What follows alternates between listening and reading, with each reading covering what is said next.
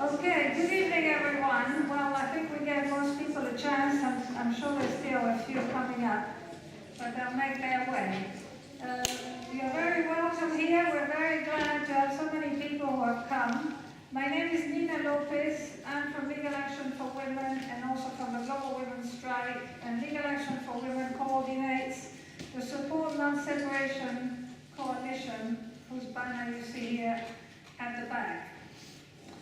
Before we start, I would like to ask people not to take photos or to film. We have somebody filming, so the stuff will be made available. But, you know, because we're discussing children and people's cases and all that, yeah, Crystal is a photographer.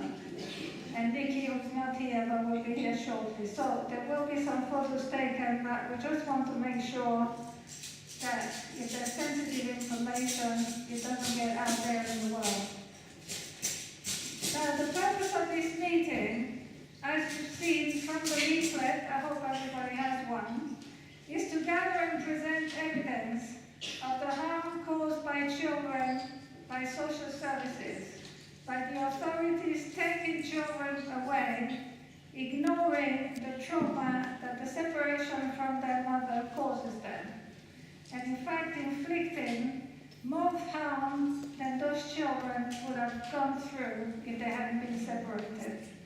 There is very little recognition of that, and we intend to change it so that we can actually change the situation for children and for families. Now, because there's so many of us, and because time is always limited, we're not going to be able to go through everybody's experience who is here. I'm sure many of you have your own experience of the battles you have made to keep your children or to get them back, and I hope that many of you have won. And some of us have won and some of us have lost, but we are determined to change the situation so that none of us lose anymore, and so that our children especially don't lose. So we have a form. We ask people that when they've heard all the speakers to please keep your questions and comments brief. And we have some forms at the back for people to actually leave more information about your cases, which we would love to have. And you can do it anonymously or you can put your name as you wish. But it's very important information that we hope to use in our campaigning and also to stay in touch with you. Now, just to say briefly where we stand as a coalition. The law doesn't recognize the primary relationship between mother and child. It treats the child as some kind of independent person who more or less comes out of a cardboard box, becomes this legal entity, and therefore the welfare of the child becomes a primary concern, so they say, but without real recognition that the child is dependent on the mother, and that in order for the child to have well-being and happiness, the child needs the mother. And I do say the mother because in the age of equality, where everything has become gender neutral, all of a sudden it doesn't really matter whether it's the mother, the father, the corporate parent, whoever it is, somehow somebody is going to take care of this child. Well, life is not like that. And the fact is that until recently, it was assumed, and I think every civilization has assumed, that a child needs, first of all, a mother. Now, it's not always a mother. There are other primary carers, and of course we very much recognize that, and we work very closely with the Scottish primary carers, kinship carers, who are fighting for recognition, including financial recognition. Also, there's very little recognition of the fact that in many court cases, the father is actually violent. And there will be more said about that, which is another reason why you can't just be gender neutral and equate everybody and put us all in the same bag. Now, in the age of women's liberation, and of course we are all in favor of being liberated and of not being stuck in a position where a woman is just supposed to be a mother and that is her role in society and nothing else. in that age, somehow, to be identified as a mother has become unfashionable. It's something that's looked down on. It's something that's no longer recognized, despite the fact that mothers are fighting for their children every day. There are tens of thousands of mothers out there, and we meet them on our picket every month, who are absolutely desperate because of what has happened to their children and because of the worry about how their children are managing. We don't want anybody's liberation to be at the expense of children, at the expense of anybody else. It cannot be like that, and we stand against it. There was, the people like Bowlby, people like Oliver James, people like Sue Gerhardt, who have spoken and written and researched about the fundamental importance of the relationship between mother and child, have been attacked because somehow that doesn't go together with women going out to work and prioritizing their careers over family life. Now, if you ask the majority of women, and Mumsnet and others have done that, and you ask mothers with young children, what do they want? You will find out that the majority do not want to be working full-time because the majority do want to have more time for their children. Now, that is a reality which is not acknowledged and which we want to put on the agenda. Because our happiness depends on it, the health of our children depend on it, and we as a society depend on it. If you downgrade the relationship between children and mothers, then you leave children in a very vulnerable position. And that is what we are trying to get the evidence for, so that it is taken into consideration when people are fighting their cases, and hopefully many, many less cases end up of children being taken away and families having to go to court. Now, the other issue that we'll be speaking about is the issue of poverty and social engineering, because it is largely poor families that are being targeted. It is largely single mothers, it is largely women who come into contact with social services because they're on benefits or something that has happened along the way where maybe they needed support and instead they got their children taken away. Also mental health, there's a lot of talk about mental health, and nobody looks at the connection between mental health and what has happened to children, and whether they've been taken from their families, whether they have been cared, whether they've been forced to be in contact with violent fathers. What is at the root of the mental health that we can now stop? Instead, we create another industry of professionals to deal with mental health. But the root causes are not addressed. Now, we are here not to make careers, not to promote research for the sake of it. We are here to get whatever evidence we need in order to make our case stronger, our campaigning stronger, to enable people to fight their corner and to win their cases, and to stop this horrendous situation where tens of thousands of children are being unjustly taken from their mothers and their families and their grandmothers, and sometimes fathers too, are being taken from their families, and many of them put up for adoption against the will of the birth family. I think the UK and the US are the only countries that use adoption, forced adoption, in the ways that they do. Some of it is going on in Europe, but it's nothing on this scale, absolutely nothing on this scale. And when people come here from abroad, they're absolutely astonished at what's going on. So we want to deal with that as well. I want to say that Jean Robertson-Molloy from the Movement for Adoption Apology is here, who's part of the coalition, and that she will hopefully say something from the floor afterwards, because they are fighting to get an apology for the forced adoptions of the 50s, 60s, and 70s. And there's been some acknowledgement about that, but there's been no acknowledgement of the fact that forced adoptions are still going on in their thousands and have become, in fact, a private industry. And we want that stopped. So without further ado, I'm going to start with my first speaker, who is Anne Neal from Legal Action for Women, co-author of our dossier, Suffer the Little Children and Their Mothers, and she will be talking about the updated findings for the past 18 months.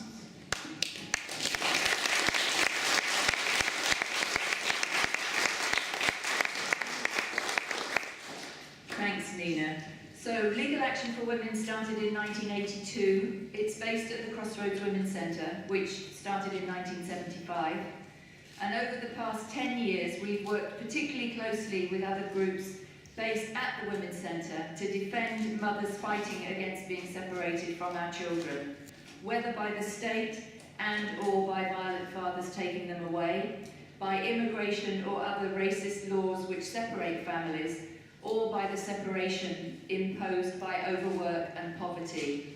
And the groups that have been particularly working on this issue, who are part of the coalition, are Black Women's Rape Action Project, Women Against Rape, WinVisible, Women with Visible and Invisible Disabilities, and the All African Women's Group. So in January 2017, we published our dossier, Suffer the Little Children and Their Mothers, which documented 50 cases of mothers who had come to the groups at the Women's Centre over the previous few years, who needed support either with trying to prevent social services taking their children, trying to get the children back, stopping children being forcibly adopted, fighting court orders that made children live with or have contact with violent fathers despite being warned of the dangers. And we documented which families were being targeted and how. Now, this was not an academic exercise or research for the sake of our careers or anybody's career. Our aim was to describe, quantify and publicise the traumatic and discriminatory treatment of children, mothers and grandmothers, and sometimes fathers, by the state and by the institutions who are in charge of child protection. And we have used the dossier as evidence to campaign to overturn the policies and practices which are responsible for this tragedy. Since that time, we founded the Support Not Separation Coalition. We hold monthly pickets outside the Central Family Court in London and sometimes in Brighton. And we hold monthly self-help meetings for mums and grands and their supporters who want to take charge of their own cases. And we are continuing to publicise these issues wherever and whenever we can. So since we published the dossier, even more women contacted us who were desperate to change their situation and not be separated from their children. So that's been about 130 women who've called the Women's Centre for help, or they've been referred by others who know about our work, or we've met them outside the family court when we do our monthly pickets. And the findings I'm going to tell you about tonight are based on 80 mothers that we worked with, where we had enough, who had between them 159 children, where we felt that we had enough information about their cases to draw conclusions about what's been happening in this period. So, all the families are low income. 75% are single mother families. Wow. Some of them are parents who are working together to keep their children. Several are grandmothers or other close relatives. 64% of the mothers had all their children taken from them. 15% of the mothers had some of the children taken, and 21% were trying to stop the children being taken, and some had succeeded. 12% of the mums had some or all of the children adopted. 25% had some or all of the children in foster care, and about 10% had children being looked after by a family member or friend under a special guardianship order. Women of colour are disproportionately affected. 36% of the mums who came to us are women of colour, and immigrant families are also disproportionately affected. 21% of the mothers who came to us were immigrants, including asylum seekers. A high proportion, about 34%, have mental health issues, and another 19% have a disability, and that's without taking account of the stress and the mental health issues that are caused by going through the process. 44% of mothers have been victims of rape and or domestic violence, and 26% had some or all of their children living with fathers who in almost every case had previously been violent, including coercive and controlling behaviour towards the mother and or the children. 24% of the mothers were from outside London, where there are even fewer resources than there are in London.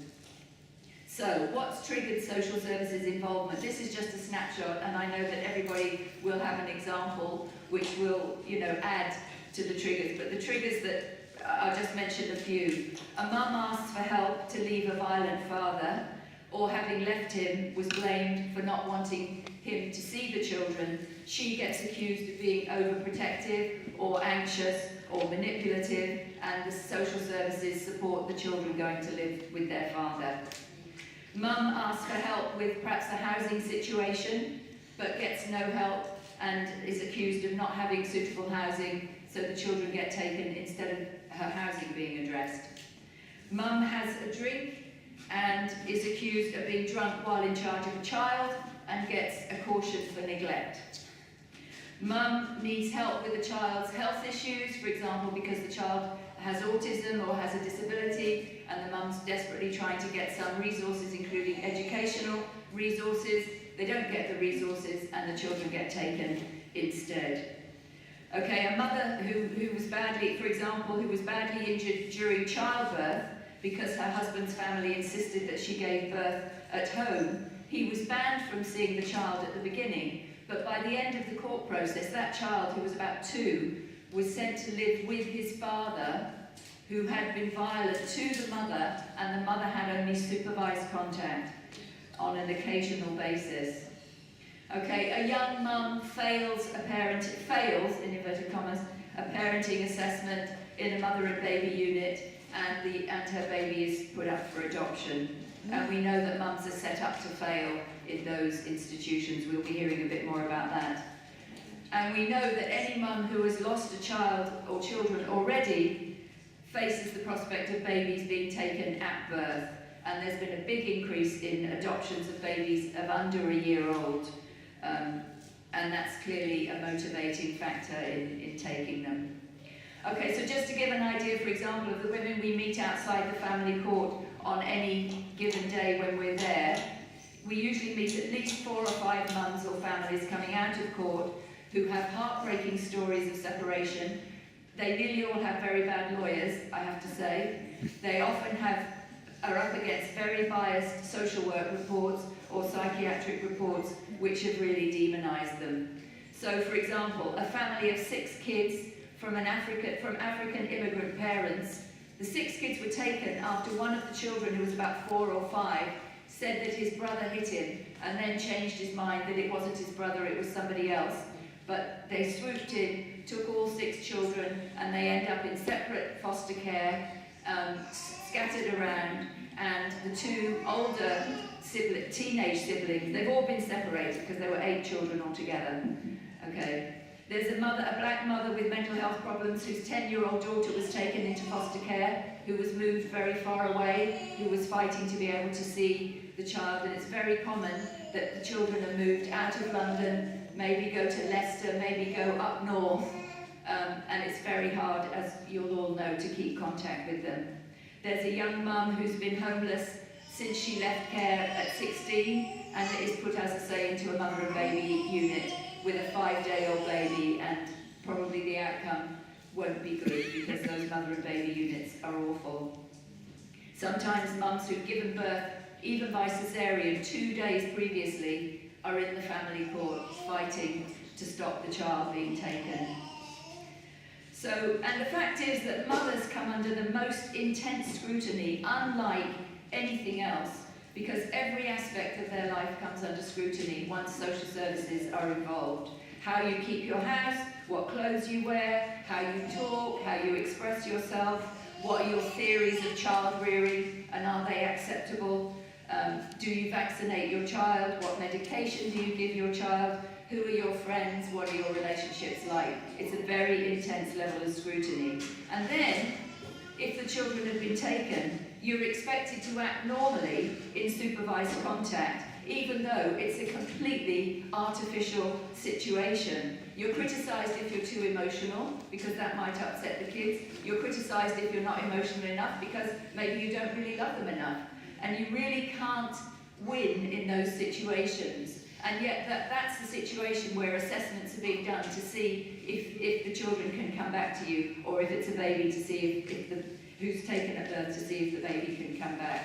Okay, so we know, and nobody, in none of that is that if the child behaves a bit weirdly in a contact session, which they may well do, they haven't seen the mum for a month, maybe 2 months after being snatched away, even when they were breastfeeding, the child is cautious or scared or feels a bit weird to see mum, that is attributed to the bad mothering rather than to the trauma that that child has obviously gone through from being separated from their mum. And it's the whole issue of it's to say that the child isn't properly attached. But that is a very artificial situation, those contact sessions.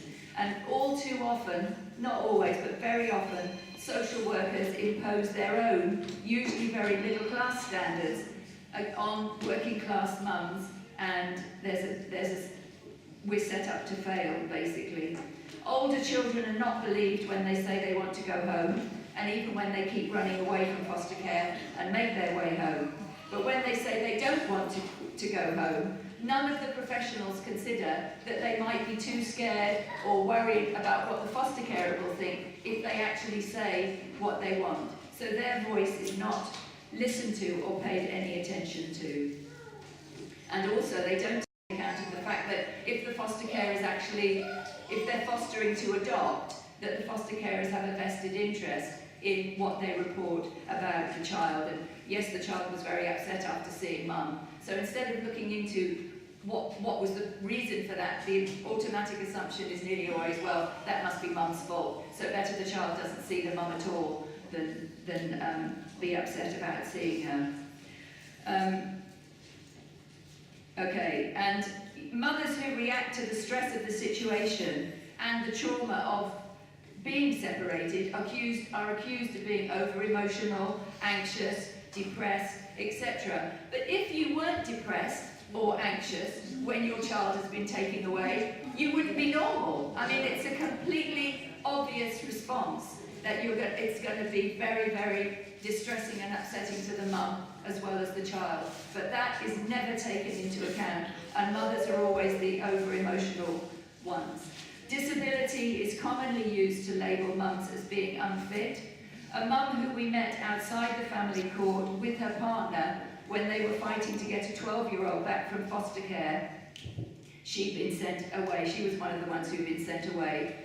And she and her partner, she suffers from epilepsy, been coming to our self-help meetings to press to try to see the child in foster care, and they had also taken a baby up for adoption, even though the older child was 10, and they looked after the older child until he was 10, and then came in and took 2 children. Very tragically, she passed away 2 weeks ago, almost certainly as a result of an epileptic fit, after having just had a meeting with her housing association with the support of one of our volunteers, because they were being harassed by their neighbours, which had also contributed, seriously harassed over a long time. They were a black working class couple in an increasingly gentrified area, and the harassment that they faced in their housing contributed to the children being taken away as well. So that we are definitely here to fight for justice for Lani and for all mothers who are in that horrendous situation. The welfare checklist makes no mention of the harm of separation. It just doesn't figure anywhere. And if a judge does mention it, they might say, well, if this child could speak, they probably would say they'd like to stay with their mum, but we've decided differently, so tough. We know that there's a lot more to be said about this. We're just scratching the surface about the harm that separation causes. But in saying do no harm, there is a proviso in the law that in any given case, they do not have to make an order.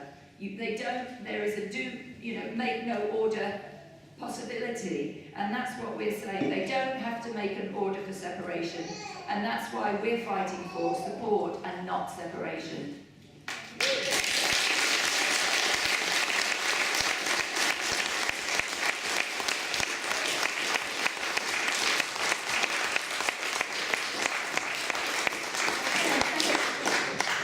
Thank you, Anne. Our next speaker is Andy Bilson, Emeritus Professor of Social Work, University of Central Lancashire, who has provided us with very good and new research. Okay, how do you follow that? That's such a telling picture of what's happening at the moment in child protection. And what I want to talk to you about today is that it doesn't have to be like that. But first of all, I'm going to tell you a little bit about this new piece of research which is out there. And I'm not going to apologise for telling you about numbers, because if you're campaigning to make a difference, you need to know what's happening in the system. So this research gives you a picture of what's happening in the system. So I'll briefly tell you about that, and then tell you about my practice when we actually reduced the numbers of children in care in a local authority in Scotland by 70%. First of all, on this picture, what you'll see is a graph with an arrow on it. What that shows you is what was happening to two groups of 5-year-olds. What I looked at, using a Freedom of Information request, was all children who were born in a particular year, what happened to them before they were 5. One group were 5 last year, in 2017, and the other group were 5 years earlier. So you can start to see what has changed in just that 5 years between those two sets of children being born. And the graph shows you that there's been a 16% increase in being referred, but in fact there's been a 52% increase in children being adopted, in the numbers of children adopted, and a 51% increase in children having been investigated for abuse. In actual fact, the numbers that were put on the child protection plan didn't go up as much. What that means is that there are more investigations that find nothing. There are more investigations that don't lead to a child protection plan. It's gone from, I think it was, let me look at the numbers and I'll tell you. It's gone from 50% of all investigations found leading to a child protection plan to only 36% over the last few years. So huge changes in what's happening. What that means is that last year, every 4 minutes and 40 seconds, an investigation started that didn't find anything. Every 4 minutes and 40 seconds, day and night, 120,000 investigations that found nothing last year. And it's going up. It's been going up every year since 2008. So that's the first part of this story.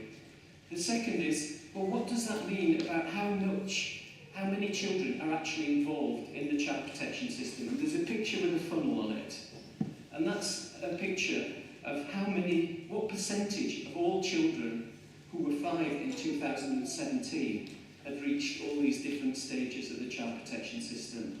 So 1 in 5 children, of all children, and this was a study that looked at more than half of all local authorities in the country. It's a big study. 1 in 5 children were referred. 1 in 7 children were found to be in need. That's legally saying that they need a service in order to prevent them from harm and to promote their welfare. 1 in 16 of all children were investigated for child abuse. This is massive. It's absolutely massive. This is not a small thing. This is more than children with serious disabilities. This is more than most other things that you would want to count in this way. This is a massive thing. And this is just before they're 5. That proportion of children can only go up. It can only go up because more of those children born in that year will be investigated. More of those children born in that year will be on child protection plans before they reach the age of 18. So that's what that funnel tells you. And finally, what I also found was that there was what I've called a postcode lottery. What happens to you depends on what local authority you live in. Some local authorities are far more active, take far more children into care, adopt more children than others. In fact, there's a 12-fold difference in the numbers of children who are adopted before they're 5 between those local authorities that take the fewest children for adoption and those who take the most. And that isn't accounted for by any differences in things like poverty or deprivation. Those differences are purely about activity, about what people are doing. And it leads to nearly 2% of all children in Southampton having been adopted or being placed on an order waiting for adoption by the age of 5. Nearly 2% of all children in Southampton. So you need to know these figures. You need to know them. On my website, which is down the bottom, you've got all these studies. You've got other studies I've done that have looked at adoption and show that, for example, there are big differences in the rates of adoption in different local authorities. That the number of children on any one day who are adopted is now far more than the number of children who are in care, and will continue to rise for at least another 10 years, even if the adoption rates stay at the 2017 levels. So that's the facts and figures. What it shows is a huge change in what is happening in social work. I think we've totally lost any idea that social work is about support. It's purely become something that's about investigation and blame. Yeah. And what drives that is a culture of rescue. When you try to rescue somebody from something, there's something that you rescue them from, something that's evil. And I think its parents are increasingly being seen as that evil thing that we're trying to rescue them from. So, does it have to be like that? Do we have to work in that way? When I started working in Fife, and this is a long time ago because I spent a lot of time working internationally, advising governments on what to do about social work and so on. And I came home to work here because I saw that really bad practices from America and England were starting to be promulgated in Africa and in Russia and the other places I worked. It doesn't have to be like that. When we worked in Fife, I was responsible for all the research and development, and I was eventually a senior manager, I was assistant director of social work for the department. In just 3 years, we reduced the numbers of children in care by 70%. Just 3 years. And a lot of that wasn't about massive increases in resources. What we did do was that we made some cash available to frontline workers who were working with families that they could spend on helping families. This was legal because in Scotland there's a legal act that allows you to give money to spend to prevent children coming into care. We gave them the equivalent, each of our 7 area offices, we gave them the equivalent of the cost of 1 child in care for a year. The numbers of children in care went down by, I think, over 200. So we gave out the cost of 7 children in care for a year, and we got a reduction of 200 children. It's huge. We were awash with money. We spent a lot of it back into the system. We spent a lot of it on children and families. We spent a lot of it on older people because we wanted to help everybody. And when you stop spending and wasting money on very expensive solutions, you can spend things on other types of solutions. So that's one example.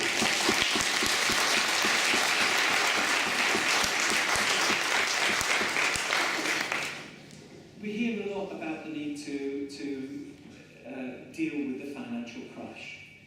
I went and spent some time doing some work in Malta.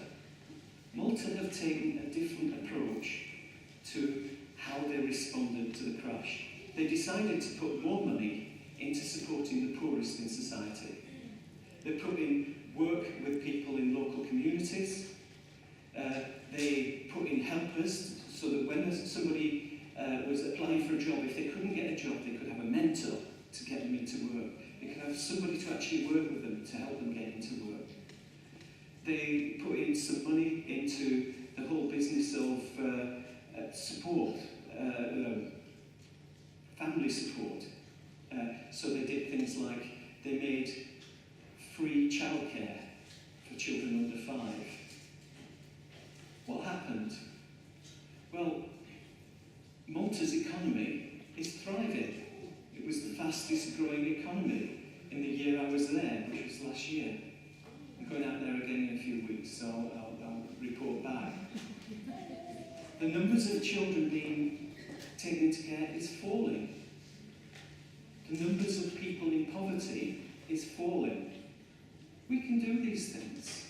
We just have to do something different. We have to stop going with this mad idea that we're all in it together. We're not. The poorest in society are not in it together.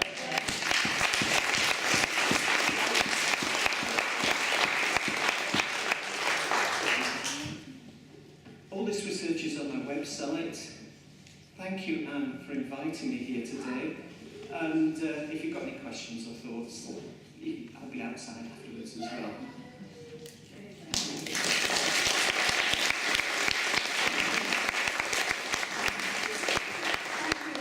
Thank you. Okay, my next speaker is Olive Howell. Go ahead.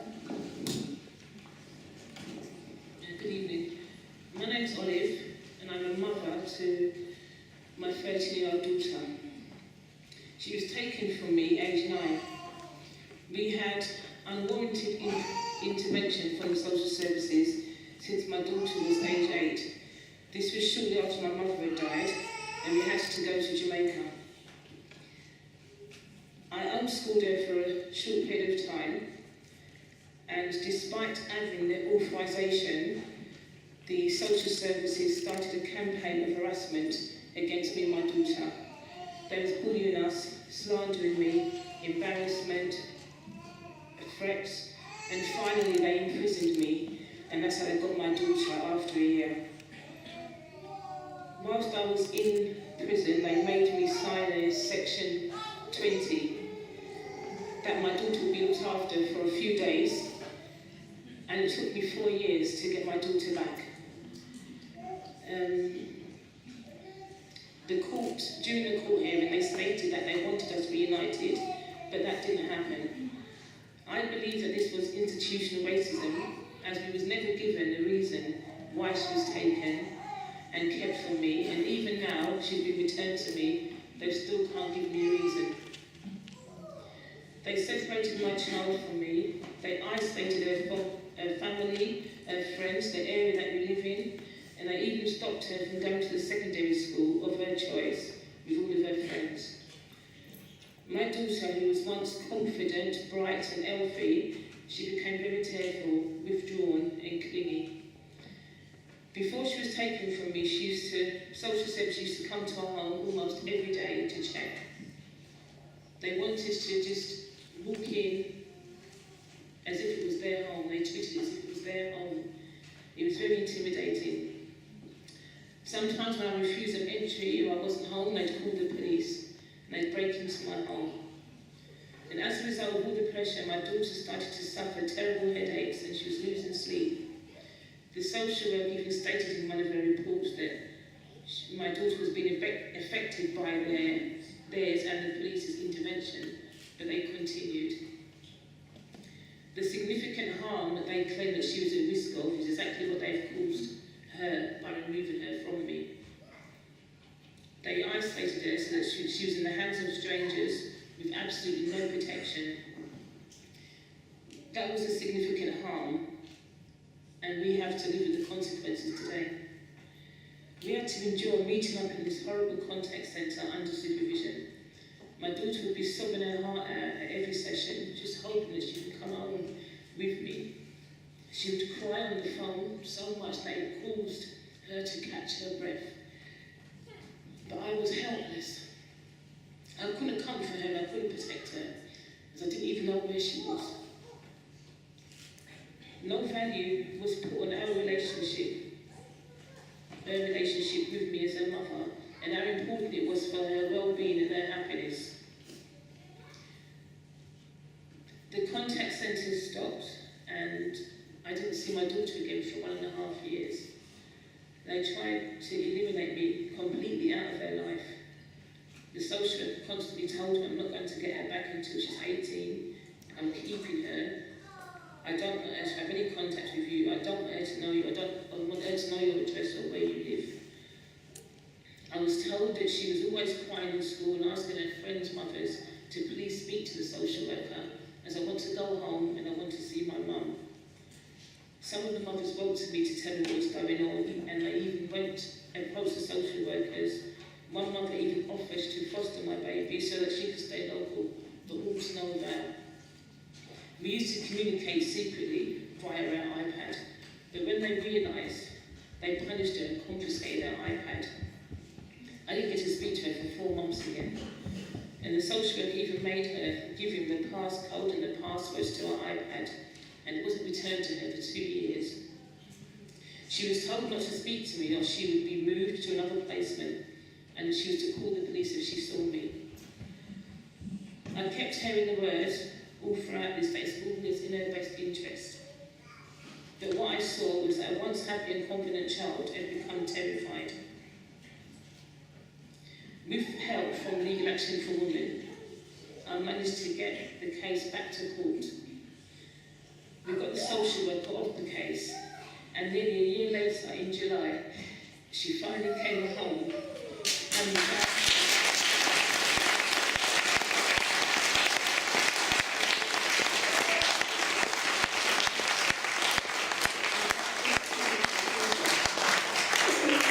the child I knew, she's now traumatised, she's anxious, she's confused, our lives and our relationship is almost destroyed.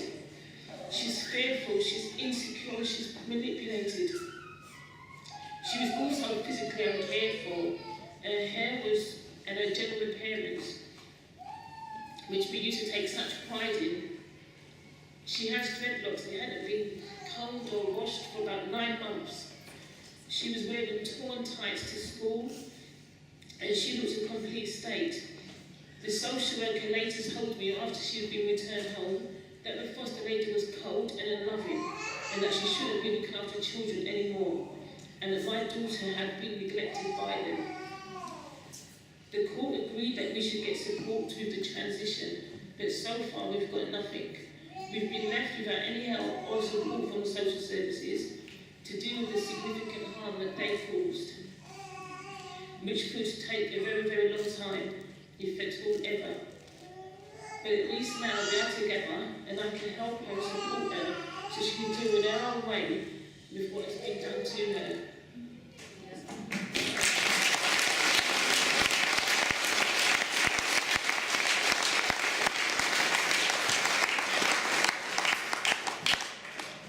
Olive, thank you for that painful, very painful recollection, and for sharing the fact that we won. That we won after 4 years. It took 4 years, but your daughter is back. She belongs. And I have to say, I was at some of the contact meetings with the social workers, and it was absolutely shocking to see that when you asked what was the reason why this child was taken, nobody could give a reason. And this is not going to be the end of the story. So thank you all. Okay, the next speaker is on my list. Okay, Dr. Radha Kothari, clinical psychologist. To be honest, I'm finding it quite hard to follow that because I was so touched by it, and feel like I should apologise on behalf of my profession, to be perfectly honest. I'm a clinical and research psychologist who works with the Support Not Separate Coalition as a consultant and a researcher.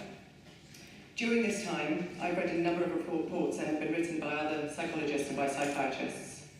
These reports are about mothers who are undergoing a period of assessment. The assessment is normally undertaken by a range of professionals, which will determine whether they are fit to parent their own child. As you can imagine, this is probably no easy task, and it shouldn't be. Though I am not a mother myself, I am a daughter, and I cannot imagine what my life would have been like had I been separated from my parents, and likely as a result, my 3 siblings. Neither of my parents were born in England. As a result of this, I imagine that if a group of professionals from England had taken a snapshot into my early childhood, they would have found it to be quite different from their own. My parents are not only under tremendous pressure, financial pressure, due to our financial circumstances, but in addition they were undertaking the incredibly difficult task of holding on to their own culture, while also learning what was expected of them by the very different westernised society they were now living in. On one occasion, when I was very young, my mother was forced to leave me at home for a short time, responsible for the care of my 2 younger sisters. This was not something that happened regularly, and it was something that happened out of necessity, not out of neglect or bad parenting, just necessity. As an elder sibling, playing a role in the care of their younger siblings is not uncommon in either of the countries in which my parents were raised. And the circumstances arose because my parents could not afford childcare. At this time, which was over 30 years ago now, services became involved. It did not lead to separation, but it also did not lead to support. Perhaps because of my background, as a psychologist, I'm particularly sensitive to the variety of different factors that might influence any individual that I'm working with. What has struck me most about the reports that I have read as part of my work with the Coalition is a lack of consideration that is given to the individual circumstances of each mother that is assessed. My background makes me acutely sensitive to the lack of understanding of a mother's ethnic and cultural background. Comments are often made in reports about how a mother does not act during the assessment in a formal enough manner. For example, due to how they sit, or how they address a professional by his or her first name. This is generally interpreted as the mother not taking on board the seriousness of their situation, or as if they do not care enough. When reading these descriptions of how a mother comes across, however, I am aware that this is likely due to their lack of experience or understanding of the westernised approach to psychology or assessment. At a most basic level, anyone who is being assessed should understand what the assessment is for and the language that is being used. Often the interpreter being provided is not able to understand or explain this, and is not even using the mother's first language. The reports that I have read, and the mothers that I have spoken with, show a wide range of examples of this lack of consideration. By this, I mean that in most cases, a mother's ethnicity or cultural background, her socio-demographic circumstances, any history of mental or physical health difficulties, any trauma or any disabilities are rarely given proper consideration. Professionals appear to have a one-size-fits-all approach to assessment, and history has shown time and time again that this is not an approach that results in inequality. Imagine, for those of you that have not been through this, being a parent that is threatened with forced separation from your child, and imagine the fear that you would be experiencing. In this situation, sorry, I missed a page, I apologise. Sorry. The parents that I've spoken with in my work with the Coalition and in my clinical work have made it clear to me that when services become involved, they feel under attack, not in a position of being offered support. It is normal for anyone that feels under attack to experience fear. Fear is a strong emotion. It results in any human being having a physical and psychological response that is often described as fight or flight. To put it simply, when we feel under threat, we are evolutionarily programmed to fight back or to run away. Now, I'd like you to imagine, if you haven't been through it, being a parent that is threatened with forced separation from your child, and imagine the fear that you would be experiencing. In this situation, neither fight nor flight is an option. Imagine now the constant anxiety that you would feel as a result of being repeatedly assessed by a range of different professionals that you've never met, and whose roles you did not fully understand. Imagine feeling like you are being constantly watched by social workers, mental health professionals, and teachers. Would this encourage you to work with professionals? Would it encourage you to be honest about the difficulties that you're experiencing? Would it put you in a position where you felt comfortable asking for help? The reality is that mothers feel trapped. If they ask for help, they reveal the weaknesses that might lead to their child being taken away. And if they tell professionals that everything is fine, they are judged as lying, or having no understanding of the effect that their difficulties are having on their children. Psychological instability and mental health difficulties are often cited within these reports for why a mother should be forcibly separated from her child. It is obviously important not to minimise the effect of parental mental health on a child's development and well-being. However, we currently live in a society where over a quarter of the population will at some point in their life be diagnosable with a mental health disorder. We also know that the life events that we experience, the difficult circumstances we're in, impact upon our mental health. The parents that I've had contact with are often experiencing incredibly difficult circumstances, whether this is due to poverty, abuse, immigration difficulties, past trauma, or lack of support. Add to this the intense scrutiny that they are under from services, and it's difficult to imagine many people withstanding the pressure while showing themselves to be what professionals deem to be a good parent. It is also worth noting here that the standards that must be reached for being a good parent can vary a great deal from one professional to another. Initial findings and anecdotal evidence show the devastating and destructive effects of forcibly separating a child from their parents. Adoptions break down. Mothers are repeatedly separated from other children that they give birth to. Mothers spend their lives worrying about their children, and children grow up wondering about their true heritage, which has undeniable effects on their identity. In addition, the ongoing support provided to children who are separated is highly variable, while support for mothers is practically non-existent. But there will always be some situations, however far and few between, where it is in the best interest for a child to be rehomed. So how do we act in the best interest of everyone involved? In my research for Support Not Separate, we are taking the approach that the people most informed about how families can be best supported is the families themselves. While I do not undervalue the expertise and knowledge of all professionals working with families and conducting much needed research, the families and the mothers are the experts in their own individual experiences.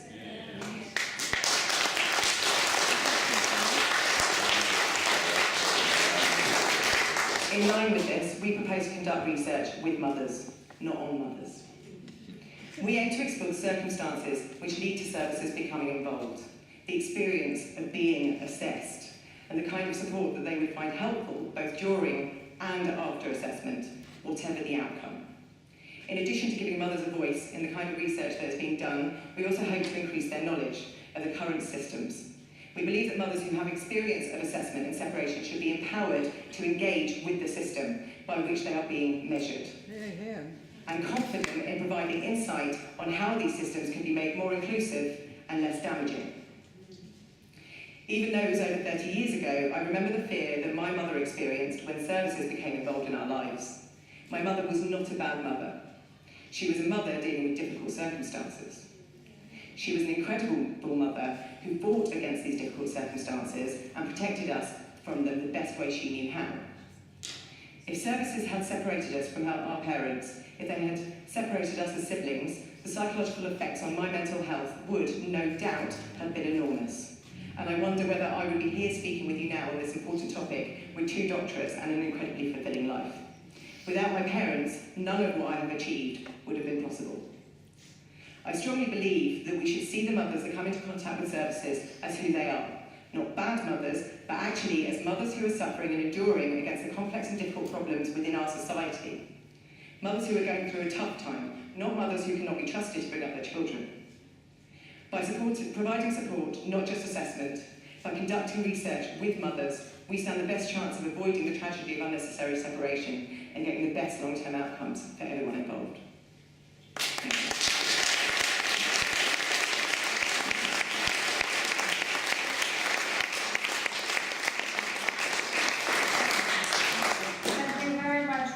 See, that's the kind of professional we like. We want more of those. Okay, now our next speaker is Shola Raquel. Raquel, did I pronounce that right? Thank you. The breastfeeding peer supporter. Go ahead. Hello, good evening everyone. My name is Shola Raquel and I'm a trained peer supporter for new mothers and babies, and I've worked on a voluntary basis for 5 years. Okay. Nurse. In my work, I'm a peer supporter and I've worked with mums and babies for 5 years. I've met new mothers on postnatal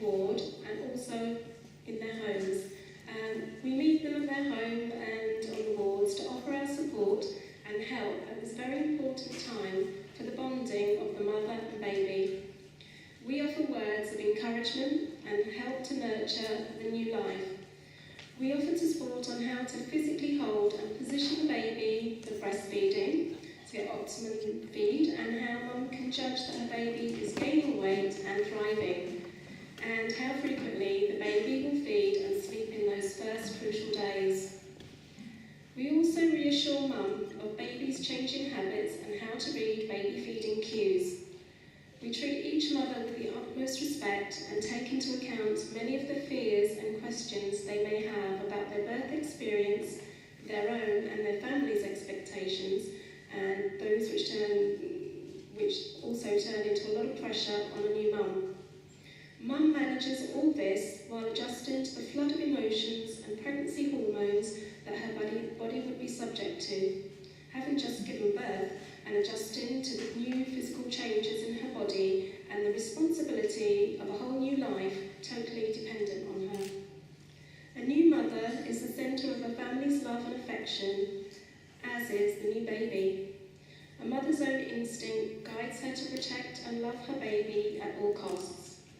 That means much support is needed for mothers so that they can spend as much time together to develop an inseparable bond that lasts for a child's lifetime. When she feels tired or just needs a break and needs to hand that baby to a family member who will be vigilant watching over whilst asleep. We would also let mum know where she can meet other mums in drop-ins to share their thoughts and feelings and have the company of other mothers coping with their young infants, perhaps while family members are at work. We are there to congratulate and support mothers. A mother has to adjust to the lack of sleep, which is a total change of lifestyle and continues for the months and years ahead. Suggesting how other family members can help out also allows for a new mum's recuperation time. My experience supporting a mother who was under threat of having her baby taken away at birth, after an older child had been taken away 18 months previously for a reason I don't agree with, was very disturbing and the very opposite of what should have been done. Happily, we succeeded in keeping the baby. This mother's natural joy of expecting and giving birth to that precious child was constantly undermined by the fear and terror of losing that baby. She was not treated with respect from the authorities, but isolated and treated as if she had committed some kind of crime. She was deemed unworthy to give birth and to look after her own child due to a past judgment of her behaviour. Anyone would feel depressed and angry at the injustices of such unfair power by professional women over another woman's body. As an asylum seeker, she had only very basic English-speaking skills and was subject to decisions being made about her and her child, which were often not even explained in her own language. She spent 6 months in a residential assessment centre where she was under constant surveillance. At the beginning, she was only allowed very limited visits from her sister and only allowed out with the baby under supervision of a member of staff. She was monitored 24/7 to see if she made any, in inverted commas, mistakes, which she was terrified of doing as it could have led to her baby being taken away from her. And in her words, she says about this whole experience, "When they took my first child from me, my arms, it felt like my heart was ripped apart. I will never forget the cries and the look in her eyes. They never gave me notice. They just came and told me they were taking the baby and sending me to a mental hospital. I couldn't understand why it was happening. They took her whilst I was breastfeeding. I think the harm done to her by being taken from me was horrendous, and they didn't say anything about that. They wanted to have her adopted, but we managed to stop that, and she is now living with her aunt. If she'd been adopted, I would never have seen her again, she would never have seen me or any of my family. I'm happy that she's with my sister, and I know she's happy. When I gave birth to my second child, I was terrified of him being taken away. I didn't want him to go through what my first child went through. happy to go to a residential assessment centre because at least he would be with me, and I was constantly worried about it. I was watched 24 hours a day on CCTV, and every time the baby cried, I was worried they would accuse me of something. Every time I changed a nappy or was breastfeeding, if the baby cried or if you brought out milk, I was worried that I would be accused of harming him. Even putting him to sleep and covering him with a blanket, I worried if I had done it well enough. They would come into the room at night and accuse me of tampering with the CCTV camera, although I was asleep. I had no privacy, including while breastfeeding. There was no lock on the door. Every time I had an assessment appointment, I was terrified of being accused of lying. Even if I had lunch at my sister's, I had to cook when I got back to the residential centre, otherwise they would ask questions and say that I'd lost weight. I was also asked why I was changing baby's clothes had the baby been sick. With my first child, I had no one to talk to and tell how I was feeling, and no one gave me advice. It was completely different with my second child. I had support from the Crossroads Women's Centre. They were like a family helping me. The centre changed my life. I was always sad and I couldn't smile before, as no other place I'd been to was ready to help me, and I'd always been turned away. As a breastfeeding supporter, I want to say how shocking it is that a mother and her newborn child should be submitted to such treatment. How could anyone thrive under these circumstances? On top of the constant mental pain of this situation, this mother was denied the support and the help of her family at this very crucial time. She had to endure the threat of the police snatching her child on the labour ward when they were parked outside, waiting for court order, and 24 hours CCTV scrutiny, fearing being told that she was an unfit mother and could not keep her own child. This is physical and mental torture, endured at a time when the relationship between a mother and a baby needs to be nurtured. Despite the torture of living like this for 6 months, her baby has flourished. He's one of the most content, thriving little boys I know, and they are both now living with their family. Every time I see him, I think that the life of this very happy child could have been so ruined had we not all rallied to support it.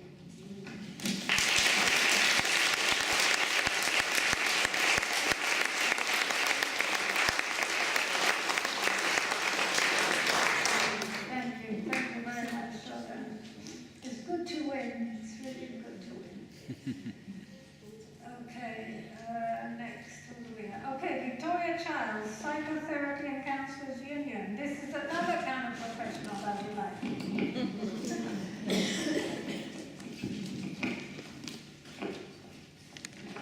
Thanks. Well, I'm sorry, but I'm not able to speak to you tonight about the lifelong impact of separating children from their birth families. And this is because it's not a lifelong impact. The impact of removing children from their birth families is transgenerational. It creates an emotional imprint of trauma which operates on a historic level, and it damages the whole fabric of society far into the future and sometimes over hundreds of years. We create a level of trauma through forced separation which is so painful that it can't be contained in one lifetime. It can leave such children and often their descendants open to leading diminished lives, suffering mental distress, often with greater chances of entering the criminal justice system, of experiencing addictions or committing suicide. The human and spiritual cost of all that is one thing, but the economic aspect also affects us all. It's just a huge waste of human potential in every sense. So portrayal of the native Aboriginal peoples and the native peoples of America and Canada, and how they've been derided as lazy and alcoholic. But we know that these communities have had their children systematically removed over hundreds of years by colonials. How easy to blame the victims. We might also be familiar with the negative portrayal of Afro-Caribbean men as bad parents and abandoning fathers.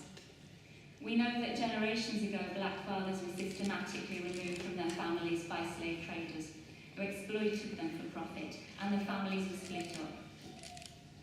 Such traumas damage people over generations. The history of forced separations is a shameful one. And today we need to be very careful about the kind of legacies we are creating. We need to be mindful that the very bonds of civilization are forged in the womb and shortly afterwards in the symbiotic relationship between the baby and the mother. How we all learn to care for each other as humans is based on the quality and texture of that primary relationship. It's the basis of all subsequent social relationships. It's the basis of society and of a sense of social justice. The most sacred image in the world, in the whole of human culture, is of the mother and baby, and it can be seen replicated all over the world. The idea that we can tinker with this relationship is a perilous one. The basic tenets of psychoanalytic theory are also founded on the primacy of the mother and baby relationship, and the more recent developments in neuroscience have borne this out. For instance, the growth of neural pathways in the brain have been found to be determined by the security and containment of the relationship between the baby and the mother. And the baby's brain development can be inhibited by the disturbance of the relationship. There's a recent study coming out of Canada, the ACE study, that's ACE, on adverse childhood experiences, and that includes separation from parents. So it studies brain development after trauma, and it links traumatic separation to all the problems I've mentioned previously, as well as morbidity, so premature morbidity through strokes and illness, etc. So basically it can kill you. So why is it then that we see the family courts and their associated professionals like CAFCAS, social workers and even the court-appointed psychiatrists completely ignore all of this evidence and treat children and mothers as though they exist in a vacuum, disconnected from each other, their wider families and the whole of society? Perhaps it fits in with their state parent ethos, which is in itself a political directive, but we say it's wrong, and the levels of misinformation that we're hearing coming out of the family courts is quite frankly astonishing. So the members of our union voted overwhelmingly to affiliate with the Support Not Separation Coalition, because as psychotherapists we hear these repeating cycles of suffering every day in our consulting rooms. We listen to the impact of forced separations. That's our job. And I personally work with people in their 60s and 70s who are still traumatised by being separated from their families as children under the age of 5. As psychotherapists, we can speak with authority about the damage separation does, and we want our opinions heard. And this is entirely preventable damage. Spending money on keeping families together, however they're struggling, makes economic sense, whereas prioritising adoption as the gold standard and incentivising social workers to remove babies is a scandalous misuse of resources.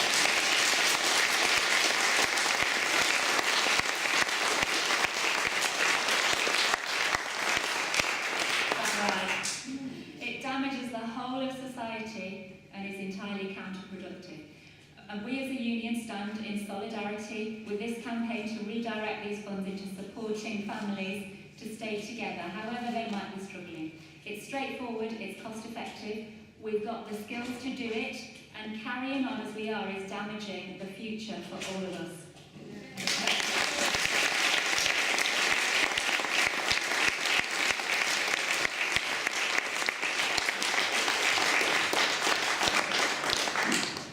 Thank you very much, Victoria. I now turn to Lisa Long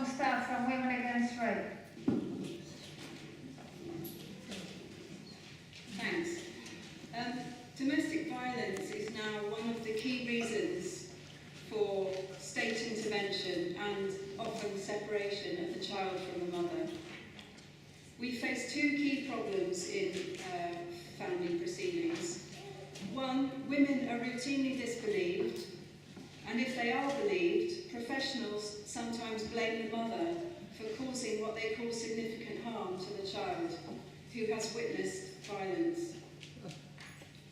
Secondly, children are disbelieved, or their fears and concerns about their father ignored. They also remove children from mothers if they decide there's a risk of future significant emotional harm. You might have heard that phrase. It's nebulous and it's sometimes spurious. Defining witnessing violence as significant harm is written into the law and has to be changed. Often they also find other reasons to remove the child, such as poverty or mental health, as some of them have been spoken about. And it's shocking how many of these children are placed with a violent father. But little or no account is taken of the harm to both mother and child of the removal. Removing children who witnessed domestic violence was successfully challenged in a remarkable New York legal action in 2004 in a case called Nicholson versus Williams. Leading experts on domestic violence testified on the harm to children of witnessing domestic violence and the harm of removing children from the non-violent parent. They testified that many factors influenced whether there was harm and the degree of harm. Things like the level of violence, the age, and other stresses. But most children were resilient once they escaped the violent situation into a safe and stable environment with a loved one. And even when witnessing violence did harm them, removing the child from the non-violent parent was found to be more harmful and more traumatic. One expert testified that removal under such circumstances, quote, is tantamount to pouring salt in an open wound. Removals can make a child terrified for the mum's safety. They may also blame themselves for the separation. The judge ruled that children should no longer be removed for witnessing domestic violence, and it changed the legal landscape. Other potential harms of removing a child from mother, of course, include placing the child with a violent father, placing the child in a care home where children can suffer appalling violence, as we've heard from the survivors of Rotherham and Shirley Oaks homes, or a foster system. And I've met plenty of survivors too who've been abused by foster fathers. A study in the US found that 80% of foster care failed, and the children's post-traumatic stress disorder was double the rate among Iraq War veterans. Women Against Rape has campaigned for over 10 years to establish that it's very rare for women to lie about rape and domestic violence. It's a minuscule amount compared to the actual violence suffered, 90% of which is never prosecuted. But in family courts, the clock is turned back 30 years at least. They've even fallen behind standards in criminal trials. The secrecy of family courts has protected them from public scrutiny. Sexism, racism and class bias is rife among judges, social workers and CAFCAS, and many of them are women. 2017 regulations to treat victims as vulnerable witnesses in those courts are often ignored. Queen Mary University and Women's Aid Research just found that 24% of victims of domestic violence in family courts were cross-examined directly by their own attacker. Oh, very good. A single judge rules on whether the violence you describe is fact or fiction. Children's reports of abuse are often dismissed as lies or a result of what they call parental alienation by the mother. Recent CAFCAS guidance announced that children may be taken from mothers who alienate the father. This is the influence of the Fathers Lobby. Families Need Fathers, for example, is a charity which publicly dismisses most women's allegations of domestic violence as false, calling them a motorway to obtaining legal aid. But last year, CAFCAS and NSPCC both spoke at Families Need Fathers Conference, which Support Not Separation picketed. Parental alienation was the theory of an American psychiatrist called Richard Allen Gardner. 20 years ago, Gardner testified in the family trial of 3 teenage boys, saying that they had been brainwashed by their mother to say that their father was violent to them. The judge believed the psychiatrist and not the boys, and ordered visits to continue, threatening to jail the mother if she didn't force them to go. One of the boys committed suicide, but Gardner was unrepentant. He carried on with his theories and his practices and books writing, but despite being widely discredited, case law rolled out his sexist views in family law right across America, and it became a standard, and now it's happening here. Grassroots mothers' movements are growing. Our Support Not Separation network and Mothers Unite UK, for example, have over 500 members, have each documented experiences of mothers, showing the patterns of fathers using family courts to continue abuse and control over mother and child after they've left him. Charities have documented children's murders following forced contact, and some have won some legal aid back for some mothers. In Parliament, a coalition of women MPs debated family law this July. Some said they had heard from hundreds of their women constituents who condemned outright CAFCAS and social workers' bias. But the MPs didn't condemn. They blamed the system, they said some changes need to be made. They called for training for social workers and CAFCAS officers and a review of the new regulations for criminal witnesses. It's frustrating that neither women MPs on the whole nor charities ever seem to make a really comprehensive case for mothers and our children to stay together. And also, violence is often siphoned off as if it's completely separate from all the other issues that mothers face, like class and race. The government has promised changes in family courts in their domestic violence bill, which is expected this autumn. And we want to campaign with whoever wants to campaign with us to ensure that some decent changes are made in that bill. Please join us on that. We have to make demands of charities and MPs. It's urgent to end the harm to children of wrongful separations and to women who are still being murdered at a rate of 2 every week by partners or ex-partners. Thank you.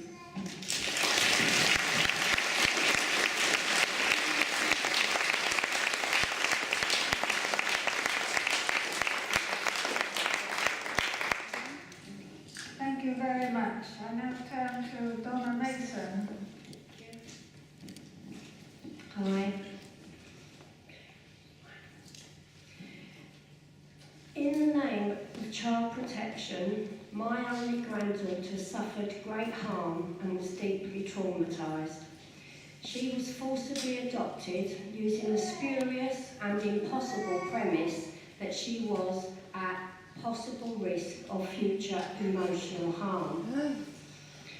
People believe that because cases go through the court that there are safeguards. In fact, this is not how it works. If you are poor, working class, in need of support, services, housing, or have been in care, it can be used as proof that you are not fit to be a mother. My granddaughter's young, poor, vulnerable parents were never given a chance. There was no support for a young mum who had herself left home as a young teenager and so was vulnerable. No help, only a drive to remove our little girl from us. No crime had been committed, no abuse, no neglect. She was happy and thriving, even though her mum had been isolated and set up to fail in a mother and baby unit. We were not a threat. Using our past and our poverty, the social services set out to prove that she needed protecting from her loving parents and grandparents. And even when her foster carer wanted to adopt her, which would at least have meant she only suffered the trauma of separation once, it wasn't possible because of finances. And also because the social worker lied to the judge and said he couldn't contact the foster mum, when I know that he didn't even try.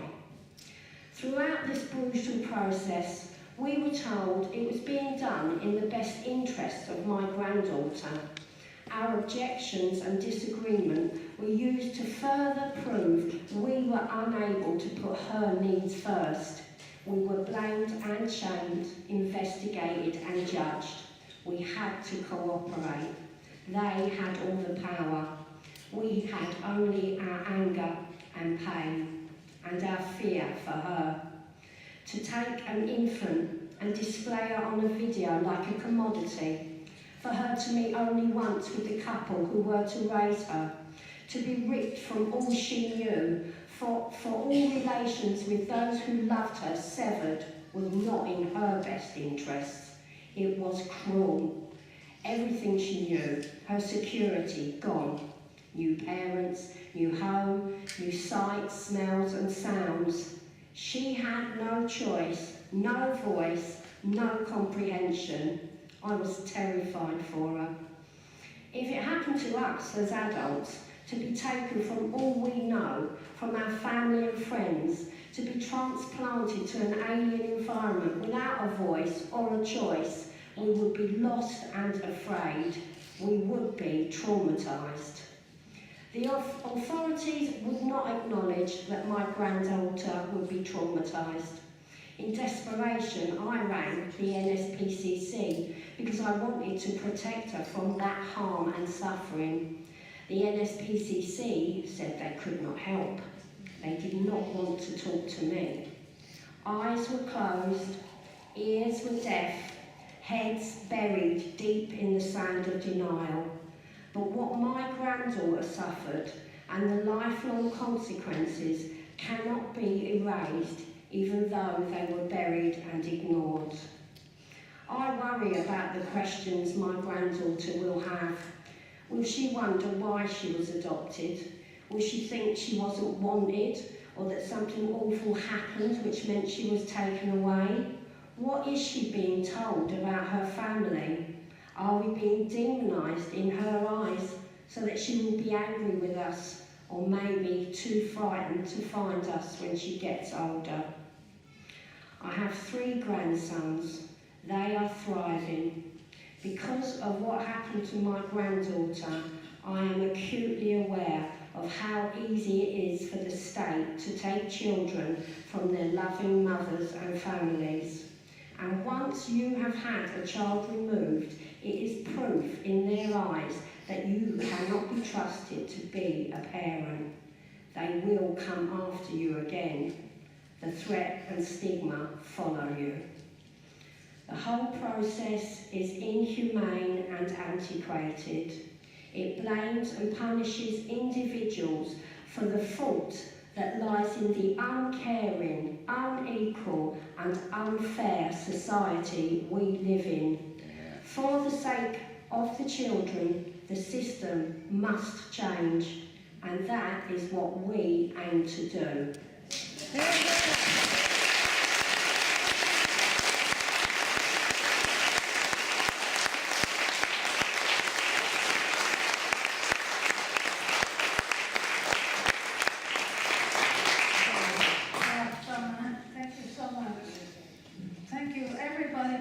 Fantastic panel and these fantastic speeches, really, and deeply truthful and moving. Before I asked PM Alua Buck, who very kindly, who is the Shadow Minister for Children and Families and with whom we have been working for a while, and who very kindly booked this room for us with John MacDonald MP, the Shadow Chancellor, who is stuck on a train from Manchester, I understand, from the TUC conference, so we'll probably not make it, but we're very glad Emma is with us.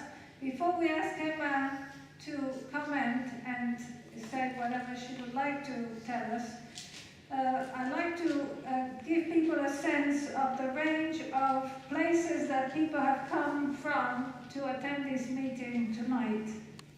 There are people here from Wales, from Yorkshire, from Huddersfield, from Devon, from Cheshire, from Ipswich, from Cambridgeshire, from Liverpool, from Wakefield, the Isle of Wight, Watford, Southampton, Northumberland, Kettering, Kent, Hertfordshire, Sussex, Surrey, Dorset, Norfolk, Suffolk, Manchester.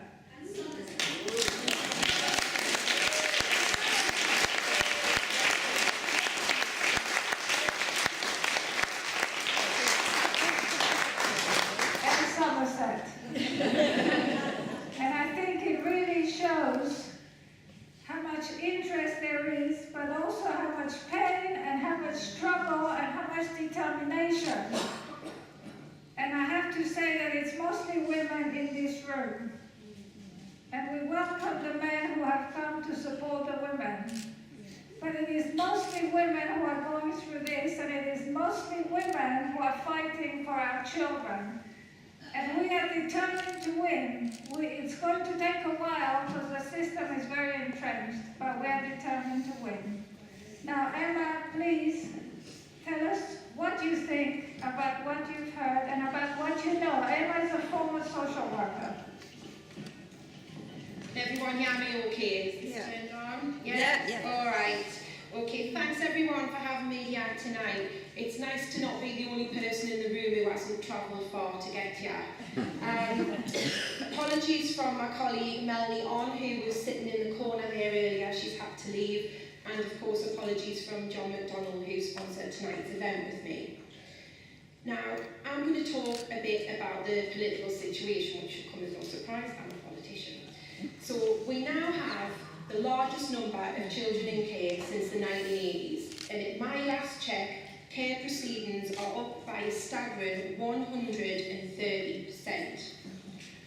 What these figures suggest is that we are missing opportunities to safely avert the need for children to come into care, and that thousands of children, very likely at the end of these proceedings, will be placed in long-term foster care or adopted, signalling permanent severance between them and their birth family.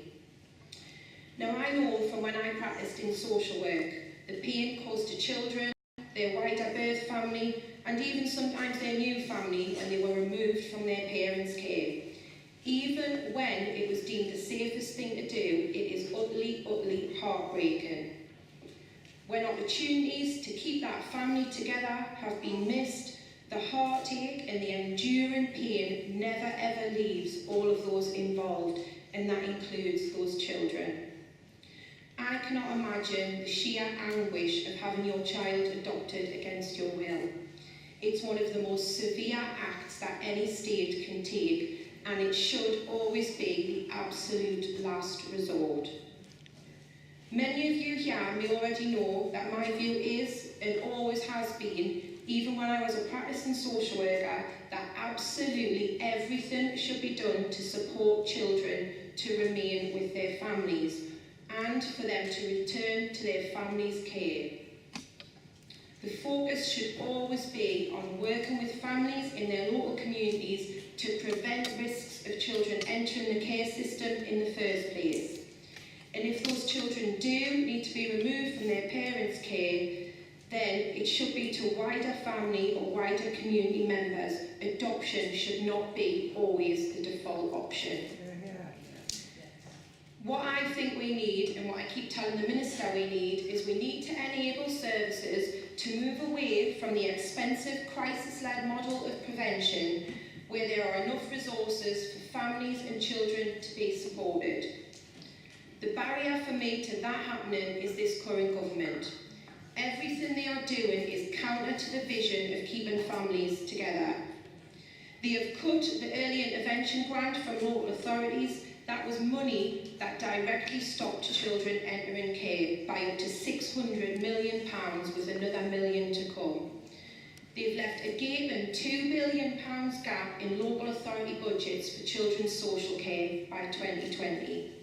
They've closed Sure Start and removed family support workers. They are closing the problem-solving model of the family drug and alcohol courts, which help keep children out of the care system and save the taxpayer 27 grand per family. As well as completely ignoring the groundswell of evidence and research and voices making it abundantly clear to the government that poverty and rising levels of care are interlinked, they just do not accept it. And to echo Andy's comments, you cannot separate cuts and austerity from children's social care. It's inextricably linked to wider societal and economic issues. One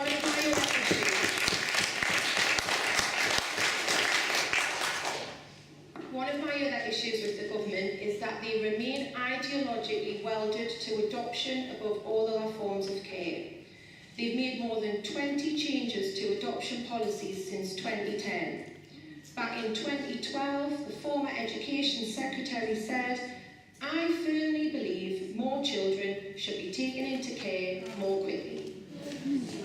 He was then backed up by his colleague in the Lords, Lord Nash, who said proudly, "This government are strongly pro-adoption." There is something fundamentally wrong when we are seeing more children adopted in the UK than in any other European country, especially when 90% of those adoptions are without parental consent.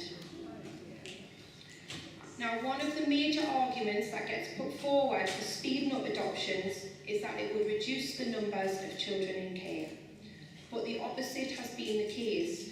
Research shows that adoption policies, rather than reducing the number of children in care, have actually led to a 65% increase in the number of children being separated from their parents.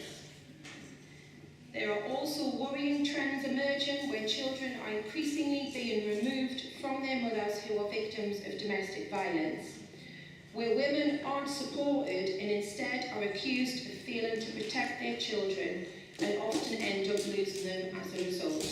This was something explained far better than I ever could by Lisa. In 2016, the Council of Europe criticised England for this very practice of removing children who've been in families where there's domestic abuse, and particularly so in the context of promoting forced adoptions. Now, I want to share with you something that some of you mightn't know. Last year, the government changed the legislation to make it so that prospective adopters can be prioritised over relatives or other carers in the Children and Social Work Act. This legislation can lead to children being prematurely placed with prospective adopters even before the conclusion of court proceedings. This is apparently in order to build a relationship with prospective adopters, but it can be used to undermine the child's prospect of ever going back to their birth family, extended family members or friends who love them dearly and have been trying their best to keep them in their care. It diminishes a child's right to a family life and risks early separation of siblings. It inflicts trauma and grief on children and their primary carers. The government needs to take a serious look at the patterns and trends in child protection, adoption and fostering, but instead they are continuing on this damaging path of pro-adoption. I want to remind you all here today that Labour do not believe that punitive welfare policies imposed by the state that result in the inevitability of poverty for so many is neglectful parenting.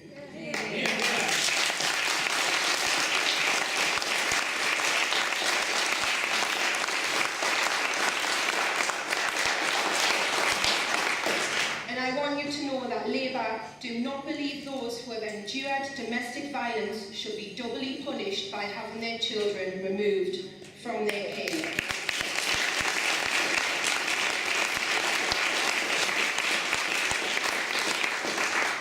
We as a party party, and I as Shadow Children's Minister, will always fight to protect families and give children and their mothers the absolute best start in life, regardless of background, postcode or circumstances, because for my party and for me, the cost of doing nothing, of not doing so, is something that we are already seeing being borne out with tragic results for families right across Tory Britain.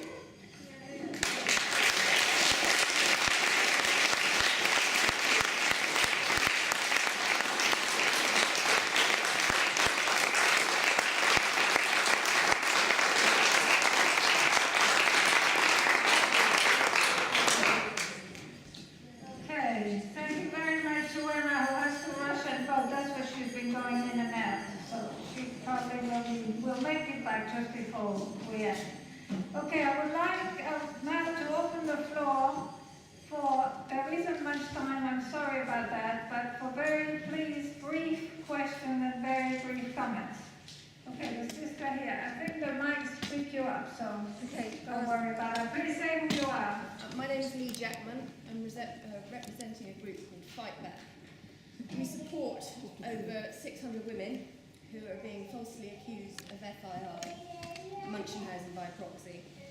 An FII masterclass is being taught up and down the country that claims autism, ME, Ehlers-Danlos, POTS, allergies and gastro issues are red flags for FII. This is leading for hundreds of innocent families, women, to be falsely accused. The one thing we deal with that takes 90% of our time is the lies of social workers. We would like social workers to wear cameras. We believe this would change the face of social work as it has done policing. It would save us so much time to be able to get the truth across without innocent families having to, sorry, nerves, to justify their actions and prove how innocent they are. We would also like this FII masterclass closed down quickly. It's being taught to paediatricians by the Royal College of Paediatricians. Every time this course is taught, hundreds more families are being accused. We've lost 10 children in the last 2 days. So we would ask, A, can we join the support and separation group, and B, can we have support for our families from you guys? You're very welcome.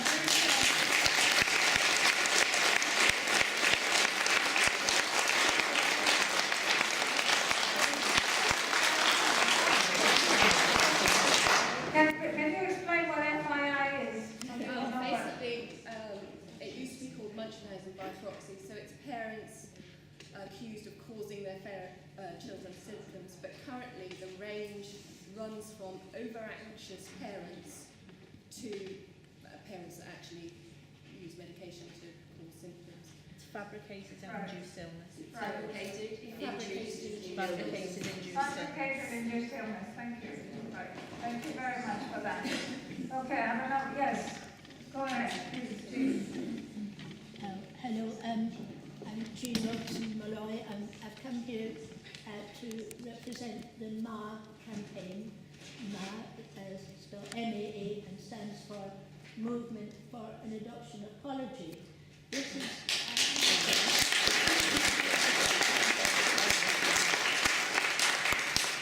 sounds very unlikely, doesn't it? But an incredible thing sort of happened on the 12th of July. We, thanks to hard work of an MP, Alison McGovern, also one of our members, Anne Keane, and Emma, who supported it, we got a motion debated in Parliament and passed for an adoption apology. Sounds great, but it's really only a start. For one thing, most of the MPs had gone away to when they were tired of talking about Brexit, and they all went out. So there was about 16, I think, something like that, MPs left in the House. Nevertheless, it's a first step. And an apology means nothing if they don't go into what happened. These were women who, I'm one of them, I felt obliged to give up my child because I wasn't married. This was crazy. I was a social worker myself, and I gave myself the wrong advice. And I've lived with the consequences. But a lot of women fought very hard to try and keep their children, and were told, no, it's impossible. Just every child needs two parents, male and female, and single parent, just not one. But, and a lot of these women never had any more children. I'm very lucky. I eventually, 10 years later, after having a lot of therapy and getting more confidence, I married a bit of a rascal, but never mind. I married, I had 2 more children, who are lovely.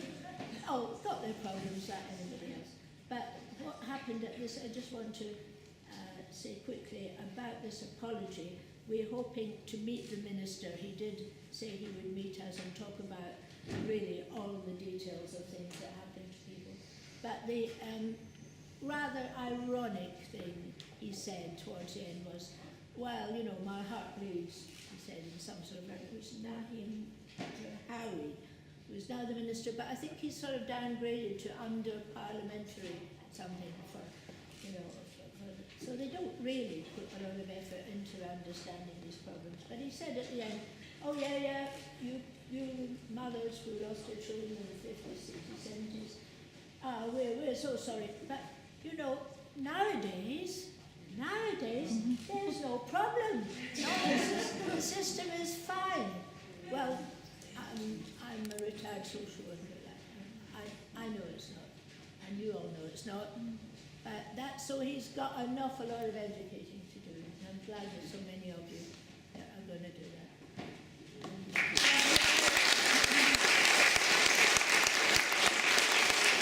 That we're very aware of all the crimes committed by the Labour Party, especially under Tony Blair. Now, and I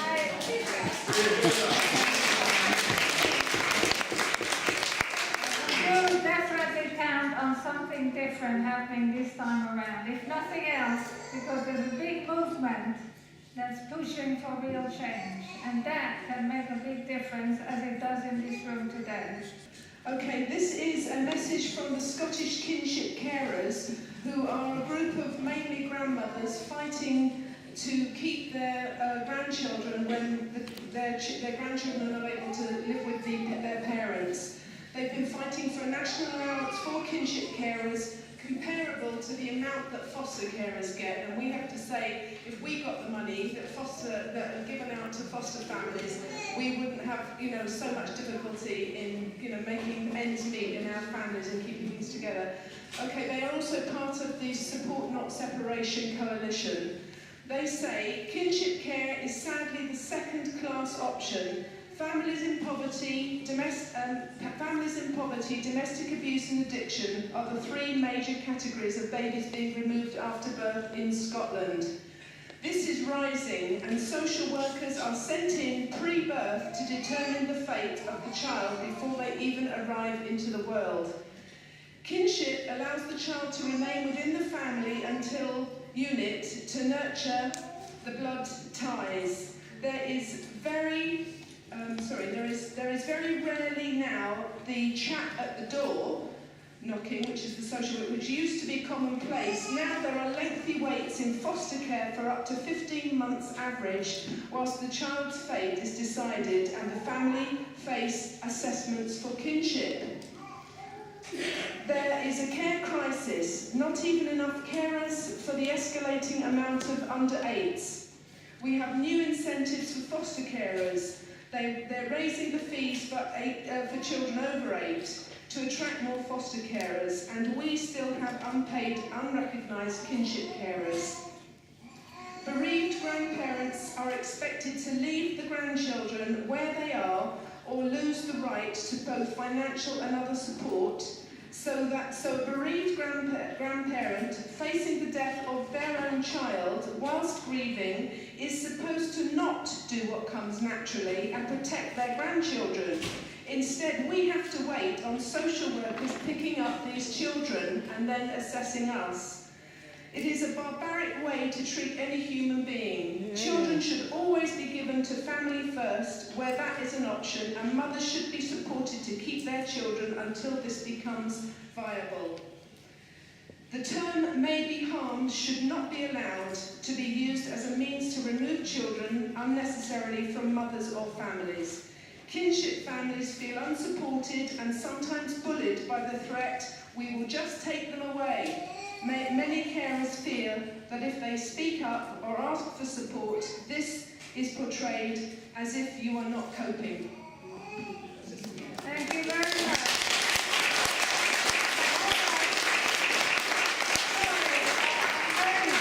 I've just been told, which I knew already, which is that we have to leave the room at 8 o'clock, and it is now 8 o'clock.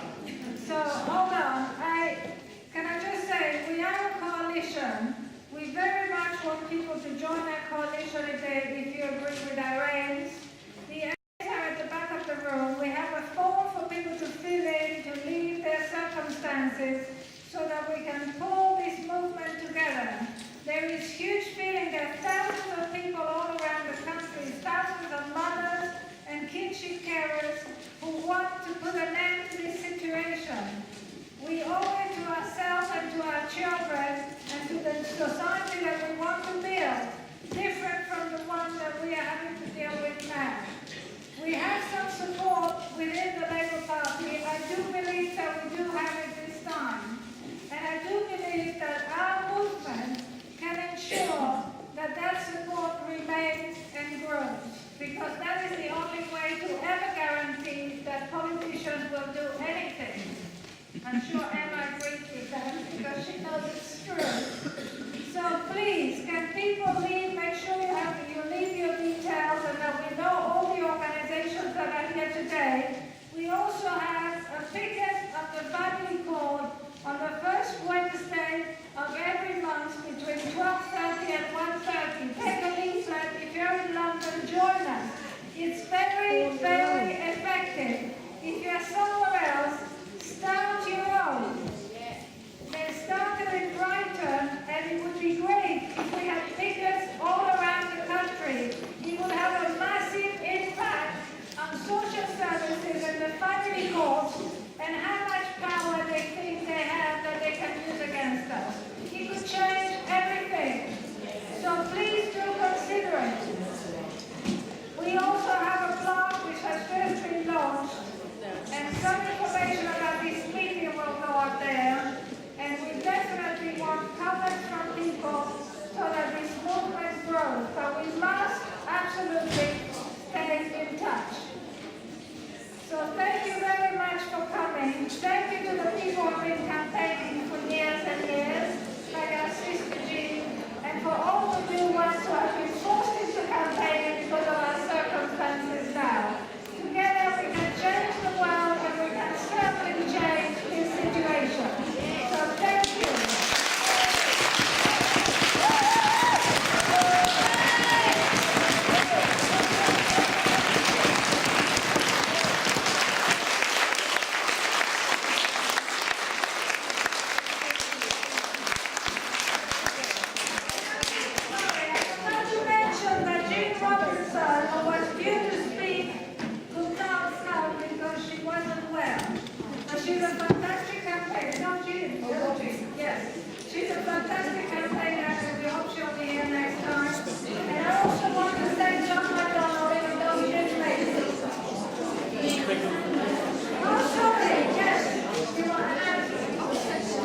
Sorry, I know you're all rushing to go out. Just to add to the excellent contributions, we're launching a report on 20th September that's highlighting separating families using Prevent.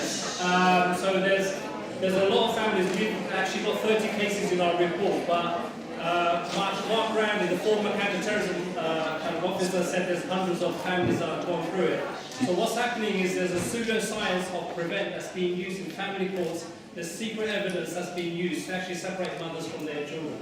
And we've been fighting a lot of these cases, so the report is going to come out on the 20th of September. September. It'll be available on our website, cage.ngo, but we're having a launch on Saturday the 29th of September. The details are on this flyer. I've left it around in different places, but again, if you go to our website, you'll find it. Thank you very much.